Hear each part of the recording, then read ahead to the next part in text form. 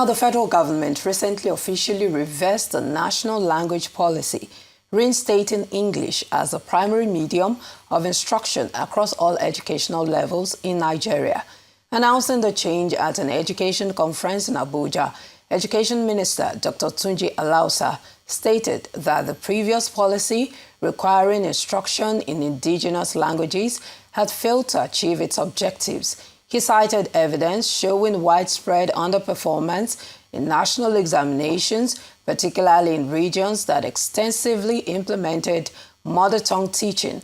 Alausa insisted that the use of indigenous languages in classrooms has literally destroyed education in certain regions, emphasizing that the decision was based on empirical data rather than emotions.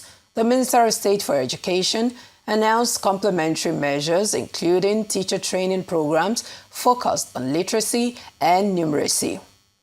Now, Joyce Chinwendu is the director at Kpakpando Language Hub and Igbo Tunes, an animation series teaching the Igbo language to children and other interested learners.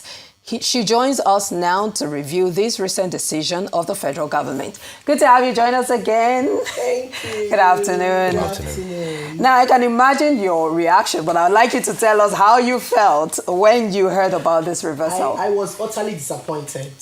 That's just the word. I was disappointed.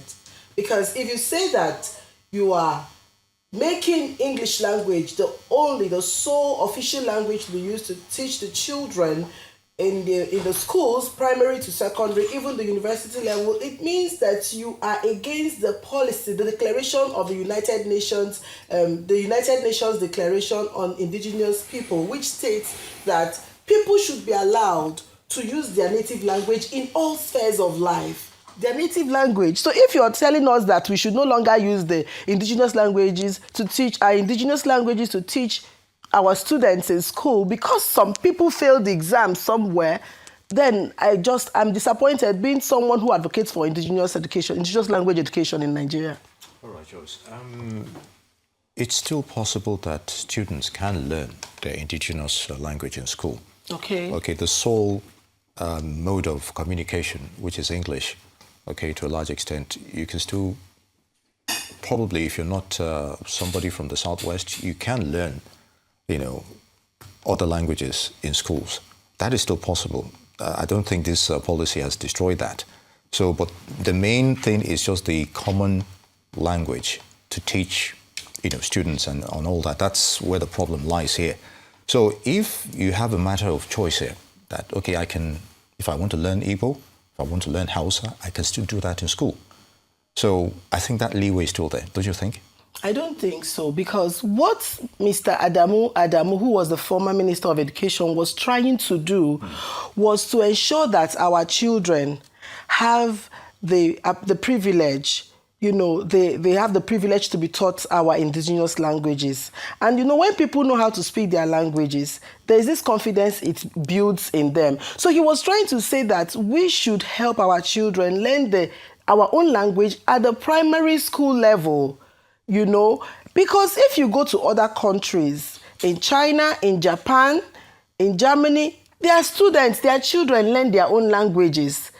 They use it primarily to learn. It doesn't stop their functions. It doesn't disturb their productivity in the economy of their country. So we cannot bring this blame on our indigenous language. We can teach Igbo. If the minister is fighting the use of the indigenous languages to teach our students, how then do you think he'll be able to even promote the teaching of this language, distinctively as a subject in classes? But this policy the reversal doesn't seem to be against the teaching of the language itself. That is what I'm saying. We're talking about the mode of passing the instruction and communicating the curriculum itself. So you want to tell me now that the best way to teach a child in the village areas, in the rural areas, would be English language in the first 6 years? Are you trying to tell me that the best language to help a child of a native place to understand something else, to understand education, is... But they are basing theirs on empirical data, according to what the minister says. No, he said there's empirical data that shows that there was a serious or gross underperformance due to the mode of, instruction, and that was because they had the national language policy, which ensured that they communicated in the local language of the community. All right. What exam did they take what exam did the students take and they failed it that made the minister to bring up this policy? It was the WAEC. Do we remember what happened in the WAEC this year? May 28, when everyone went agog on social media, what did we see? We saw our students taking English WAEC exam in the middle of the night. I mean, in the very late hours, they were using candles. They were using torchlight to write. That was actually the main problem. The problem is not indigenous languages. It is not our language that caused this problem. It was the failure of the WAEC, the body organizing WAEC in the country. If these students were given a better opportunity, if they were more relaxed, if they took their exam in the midday when it was time for them to take it, they would not fail this exam. I mean, and for me, if they failed in English, I think the federal government should be more concerned on how to strengthen our English learnability.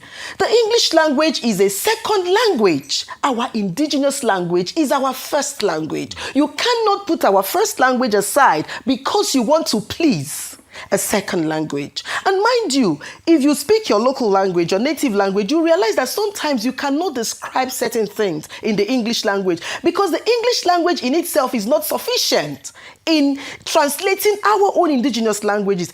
Some or certain things are better taught in our own indigenous languages, and allowing our children to be exposed to our own language would really even help them to improve on their productivity in the educational sector, and which is why UNESCO keeps promoting the teaching of our indigenous languages in our schools. They keep hammering on it if you look at their policies. So what would have been the best, alternative towards approaching this issue? So first of all, our students are to take exam. First of all, I would advise that the Minister of Education, Dr. Tunji Alausa, should look into training our English teachers, right? Now, first of all, let's even get back to the problem.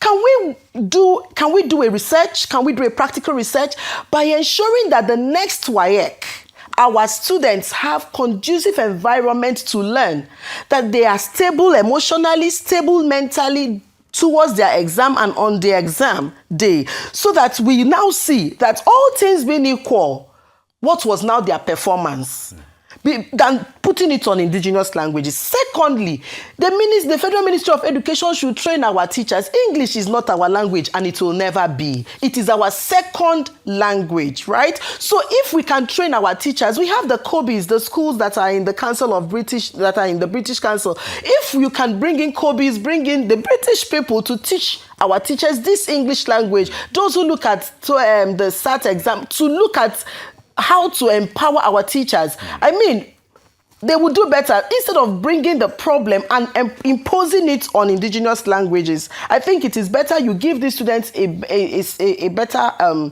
environment to write their exams and train our teachers, get more educational materials that will focus on English language than putting the blame on indigenous languages. Why didn't they put the blame in maths?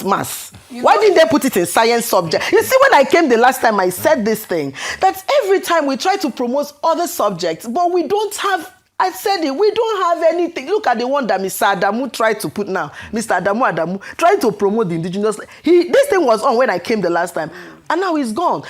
I said there are no intentional, even when Mr. Adamu did that, brought out that policy, there were no intentional movements or plans to implement the curriculum, you see? And a lot of people have also attributed this to the poor implementation of the 2022 National Language Policy. By Adamu. Yes, but let's talk about your upcoming events, the one coming from 18 to 23 December 2020, Igbo Christmas Camp. Yes, now, that's what I'm talking about. We have our Igbo Christmas camp. I had to put up this program because a lot of our students, our children are coming into the country. You know, we Igbos, there's a way we like. Our Christmas, we don't do it in the city. We go to the village. But you see, these children who I call the culturally less privileged children, who are the children of the rich, the economically privileged, when they stay abroad and they come back, they sometimes don't have the connect with the culture, the connect with the language. So that is why we now brought up this camp as well, that apart from the summer, these ones who come for the festive period should also come and be empowered and be informed before going to the village. So not when they get to the village and people are asking them kedu and they are moping, you know, it's kind of embarrassing for their parents and even causes a kind of inferiority complex on the children themselves, even the adults. So this Christmas camp is both for children and for adults as well. And we're having it in Parkview in Ikoyi. All right, on that note, I would like to thank you, Joyce Chinwendu, Okonkwo, Director of Pakpando Language Hub, and of course, Igbo Tunes. Yes. I'd like to thank you as always. Good to have you. Thank you.